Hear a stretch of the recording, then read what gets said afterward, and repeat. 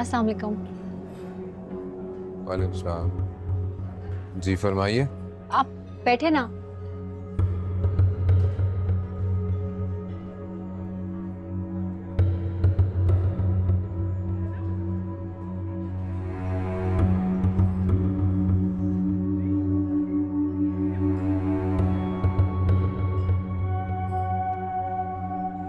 आपको मुझसे ऐसी कौन सी जरूरी बात करनी थी जो फोन पर नहीं हो सकती थी, जिसके लिए आपको मुझसे मिलना जरूरी था?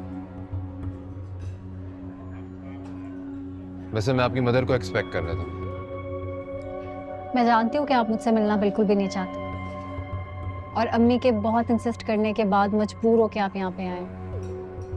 आपको जरा सा भी अंदाजा है कि आपकी वजह से मेरे और अनम के दरमियान 1000 बार मिसअंडरस्टैंडिंग्स क्रिएट हो चुकी हैं। ट्रस्ट मी, डर लगने लगा है मुझे अब आपसे। लेकिन मैंने कभी भी इसकी कोशिश नहीं की फहद।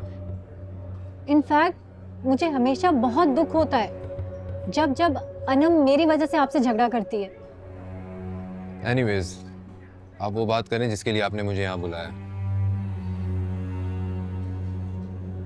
फहद, आपको पता है ना कि अम्मी के और अहमद के बाबा के बिजनेस में उतने ही शेयर्स हैं जितने इन सब के हैं। अब अहमद बहुत छोटा है, पढ़ रहा है, और मेरी अम्मी, उनको तो बिजनेस की समझ ही नहीं है। अब ये दोनों चाहते हैं कि मुझे अपनी जगह नॉमिनेट कर दे ताकि एटलीस्ट मैं ऑफिस जा पाऊँ, लेकिन नवीद ऐसा होने ही नहीं दे रहा। वो लिसन, मुझे ना इन सब चीजों में ड्रैग करने की जरूरत नहीं है, अंडरस्टैंड? ऑलरेडी मेरे और अनम के दरमियान ये सब कुछ सिर्फ इसलिए हुआ है क्योंकि मैंने तुम्हारी मामूली सी साइड ली थी। तुम ये सोच भी कैसे सकती हो कि मैं नवीद भाई और उनकी फैमिली के अगेंस्ट जाकर तुम्हारी हेल्प करूंगा?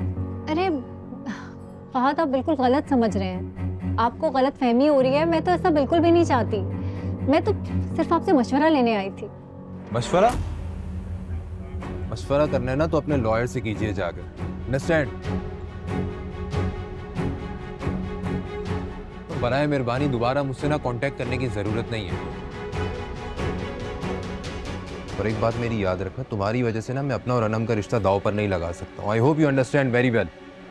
आपका और अनम का रिश्ता कैसा है ये मैं बहुत अच्छे तरीके से जानती हूँ, और प्लीज अपने इस टूटे फूटे रिश्ते के बिगड़ने का इल्जाम मुझे तो बिल्कुल मत देना। मैंने तो कभी उसको तुमसे सीधे मुंह बात तक करते नहीं देखा। तुम्हें जब भी देखा है उसकी मिन्नतें करते, उसको मनाते, या फिर बिला वजह में शर्मिंदा होते ही देखा है। तो तुम्हें क्या प्रॉब्लम है? ये मेरे और अनम का पर्सनल मैटर है, that's none of your business.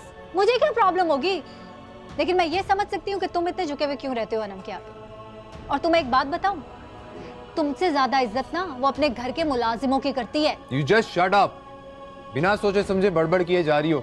मैंने तो जो देखा है मैं सिर्फ वही बोल रही हूँ, और यही होता है अपने से ज्यादा अमीर और रईस घर की लड़कियां फंसाने वाले लड़कों के साथ। ऐसी जिल्लत आती है उनके नसीब में जैसी तुम्हारे आ रही है।